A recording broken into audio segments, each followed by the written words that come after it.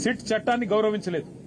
కానీ మేము ఒక బాధ్యత గల పార్టీగా, తెలంగాణ ప్రజల గొంతుగా, తెలంగాణ ప్రజల ప్రతినిధిగా పెద్దలు కేసీఆర్ గారు ఈరోజు సిట్ చట్టాన్ని గౌరవించకపోయినా, రాష్ట్ర ప్రభుత్వం ఆడిచ్చినట్టు ఆడుతున్నా కేసీఆర్ గారు మాత్రం చట్టం మీద, న్యాయం మీద ఉన్న గౌరవంతో పూర్తి స్థాయిలో ఇవాళ విచారణకు సహకరించి, ఆయనకు నిజానికి ఇక్కడ రావాల్సిన అవసరం లేదు.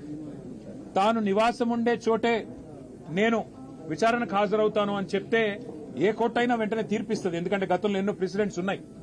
కానీ కేసీఆర్ గారు మాత్రం తాను ఏ తప్పు చేయలేదు కాబట్టి, మేము ఏ తప్పు చేయలేదు కాబట్టి నిజాయితీగా ఈరోజు వారు రావాల్సిన అవసరం లేకున్నా, అవసరమైతే న్యాయస్థానాన్ని ఆశ్రయించే అవకాశం ఉన్నా, చట్టాన్ని గౌరవించే ఒక రాజ్యాంగబద్దమైన పదవిలో ఉన్న గౌరవ ప్రతిపక్ష నాయకుడిగా, తెలంగాణ తొలి ముఖ్యమంత్రిగా, గౌరవ ప్రజాప్రతినిధిగా వారు ఈరోజు సిట్ కి సంపూర్ణంగా సహకరించారు.